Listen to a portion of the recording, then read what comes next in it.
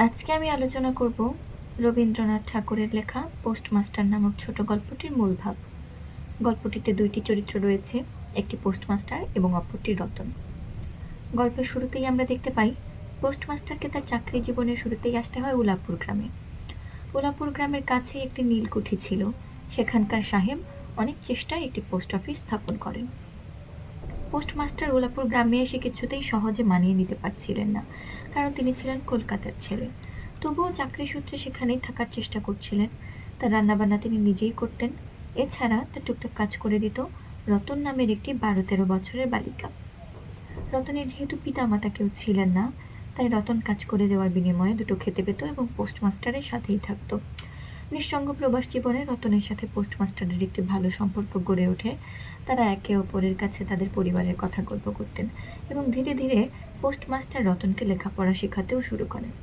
একসময় পোস্টমাস্টার যখন জ্বরে ভোগেন, তখন সেই বালিকা রতনই পোস্টমাস্টারের মায়ের ভূমিকায় অবতীর্ণ হয় এবং পোস্টমাস্টারকে সেবা যত্ন করে সারিয়ে তোলে। যখন পোস্টমাস্টার রোগ শোকে ভুগে সুস্থ হয়ে ওঠেন, তখন তিনি শেষ পর্যন্ত সিদ্ধান্ত নেন যে বদলির জন্য আবেদন করবেন। তিনি বদলির জন্য আবেদন করেনও এবং দীর্ঘদিন তিনি অপেক্ষা করেন সেই আবেদনের উত্তর আসার জন্য। শেষ পর্যন্ত যখন উত্তর আসে, তখন দেখা যায় যে তার আবেদনটি নামঞ্জুর হয়েছে এবং তিনি চাকরিতে ইস্তফা দিয়ে কলকাতায় ফিরে যাওয়ার চিন্তা করেন। সেই সিদ্ধান্ত তিনি রতনকে জানান এবং জানান যে যেদিন জানান সেদিনের পরের দিনে, অর্থাৎ পরদিন সকালে তিনি চলে যাবেন। কথাটা শুনে রতন অভিমানে ভেঙে পড়ে এবং অনেকটা নিস্তব্ধ হয়ে যায়। রাতে খাওয়ার সময় সে পোস্টমাস্টারকে জিজ্ঞেস করে তাকে সাথে নেওয়া যায় কিনা। সে সাথে যাওয়ার আবেদন জানায়, কিন্তু পোস্টমাস্টার একজন বিচক্ষণ লোক এবং আমরা সবাই জানি যে সামাজিক, অর্থনৈতিক বিভিন্ন কারণে একটি বালিকাকে চাইলেই সাথে করে নেওয়া যায় না। তাই পোস্টমাস্টার তাকে শুধু হেসে বলেন সে কি করে হবে। পরদিন সকালে পোস্টমাস্টার যাত্রার সমস্ত আয়োজন করেন এবং রতনকে তিনি আশ্বাস দেন যে পরবর্তীতে যে পোস্টমাস্টার আসবেন তাকে তিনি বুঝিয়ে বলে যাবেন তিনি যেন রতনের দেখাশোনা করেন, তার যেন কোনো কষ্ট না হয়। কিন্তু অভিমানী রতন বলে যে না, আমার জন্য কারো কাছে কিছু বলতে হবে না।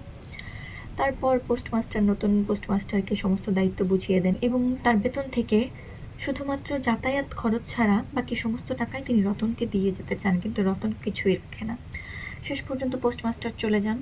যাওয়ার সময় তার একবার মনে হয় যে যাই গিয়ে রতনকে নিয়ে আসি, কিন্তু তারপরে তিনি দার্শনিক সত্যে উপনীত হন যে জীবনে এমন কত মৃত্যু, কত বিচ্ছেদ, ফিরিয়া ফল কি, পৃথিবীতে কে কাহার। শেষ পর্যন্ত পোস্টমাস্টার চলেই যান এবং রতন সেই উলাপুর গ্রামেই পড়ে থাকে। গল্পটি খুবই অসাধারণ একটি গল্প, সময় থাকলে পড়ে নিতে পারেন।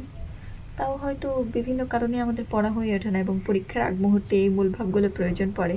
সেই চিন্তা থেকেই আসলে এই চেষ্টাটা। আমি প্রথমবারের মতো এই ধরনের একটা কাজ করার চেষ্টা করছি।